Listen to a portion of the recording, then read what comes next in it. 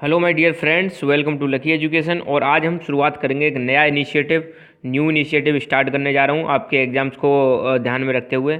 आज से हम क्या करने वाले हैं, मेरी कोशिश रहेगी कि हम डेली एक सब्जेक्ट का, चाहे वो एसएसटी हो या फिर साइंस हो, उसमें से per day at least 10 to 15 questions discuss करेंगे, जो कि एग्जाम के पॉइंट ऑफ व्यू से बहुत ही इंपॉर्टेंट है। एटलीस्ट आपका इससे फिर रिवीजन भी होता चलेगा, ठीक है। तो मैं ये साइंस का भी डिस्कस करूँगा एज वेल एज एसएसटी का भी डिस्कस करने वाला हूँ। Daily per day 10 to 15 questions और चैप्टर बाय चैप्टर डिस्कस करेंगे। इनिशियली हमारा टारगेट रहेगा चैप्टर बाय चैप्टर, फिर इसको हम फ्रीक्वेंसी बढ़ाते चलेंगे। तो आज मैं शुरुआत कर रहा हूँ क्लास 10th की इकोनॉमिक्स का पहला डेग। इसका इनिशिएटिव का नाम दिया मैंने डेली एग्जाम डोज, शॉर्ट में हम बोल सकते हैं इसको डीईडी, ठीक है। इसके लिए मैं एक अलग से प्लेलिस्ट भी बना दूंगा और इनके जो 10 क्वेश्चन हैं उनको मैं वहाँ पर भी डालते चलूँगा, अपने टेलीग्राम चैनल पर भी अपलोड कर दूंगा। साथ के साथ में जो प्रीवियस ईयर के क्वेश्चंस पेपर हैं उनको भी हम डिस्कस करेंगे। तो शुरुआत करते हैं डेली एग्जाम डोज का इकोनॉमिक्स का पहला लेक्चर, ठीक है। और बहुत जल्दी से जल्दी हम फिनिश करने की कोशिश करेंगे ताकि आपका फास्ट रिवीजन हो सके, क्योंकि डिटेल वीडियो तो मैंने इनकी चैप्टर बाई चैप्टर बना रखी है, वहाँ पर आप जाके इनको देख सकते हो। तो पहला क्वेश्चन, नीति आयोग का चेयरमैन कौन है? वर्तमान में नीति आयोग का चेयरमैन कौन है? तो पहली बात तो आप ध्यान रखना, नीति का मतलब क्या है? National institution for transforming India, ठीक है। National institution for transforming India, जिसको प्लानिंग कमीशन की जगह पर बनाया गया था, ठीक है, और प्लानिंग कमीशन को स्क्रैप कर दिया, जिसका काम क्या है? देश के लिए प्लान बनाना। तो नीति आयोग का चेयरमैन कौन है करंटली? प्रधानमंत्री नरेंद्र मोदी जी, ठीक है। Second question, who is the vice chairman of NITI Aayog? Vice chairman कौन है? तो ये हैं अरविंद पनगड़िया। ध्यान रखना, अपनी बुक में अरविंद पनगड़िया दे रखा है, इन्हीं को एग्जाम में लिख के आना है। वैसे आज की डेट में राजीव कुमार है, मगर हमें वो नहीं लिखना है, ठीक है, क्योंकि ये तो अब चेंज होते रहते हैं, तो उसका हम क्या कर सकते हैं। तो फिलहाल तो आपको यही याद रखना है, अरविंद पनगड़िया जी नीति आयोग के वाइस चेयरमैन है। तीसरा क्वेश्चन है आज का, who is the CEO NITI Aayog? CEO का मतलब होता है chief executive officer. Chief executive officer ये कौन है नीति आयोग के? ये हैं अमिताभ कांत। फोर्थ क्वेश्चन है आज का, एक बुक लिखी थी एम विश्वेश्वरैया ने। तो एम विश्वेश्वरैया ने कौन सी बुक लिखी थी, उसका नाम बताइए। तो उस बुक का नाम है प्लान्ड इकोनॉमी फॉर इंडिया। या क्वेश्चन पलट के भी आ सकता है कि who wrote the book planned economy for India, तब आपको आंसर देना है एम विश्वेश्वरैया, ठीक है। और क्वेश्चन नंबर 5 है, which organisation published human development index, जिसको हम शॉर्ट में बोलते हैं एचडीआई इंडेक्स, कौन रिलीज करता है? तो एचडीआई इंडेक्स रिलीज करता है यूएनडीपी, जिसकी फुल फॉर्म है यूनाइटेड नेशंस डेवलपमेंट प्रोग्राम।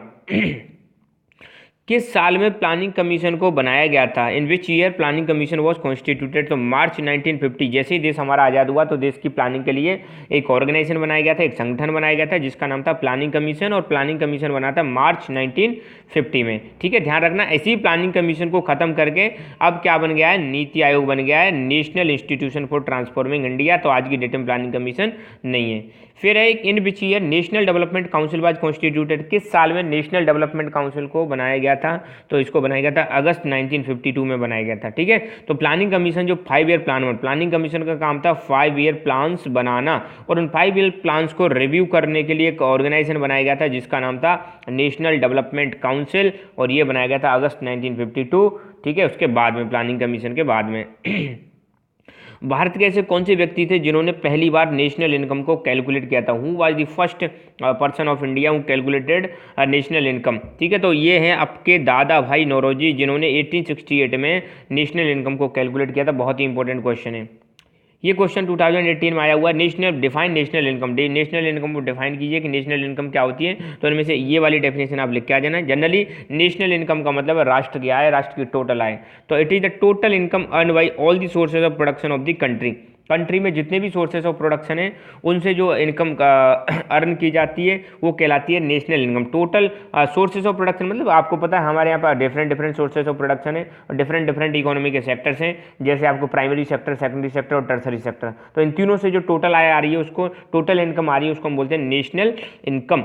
और it is the monetary value, monetary मतलब मनी के रूप में, it is the monetary value of all final goods and services produced by all the sources of production during a financial year. ध्यान रखना, financial year पर भी question आ चुका है।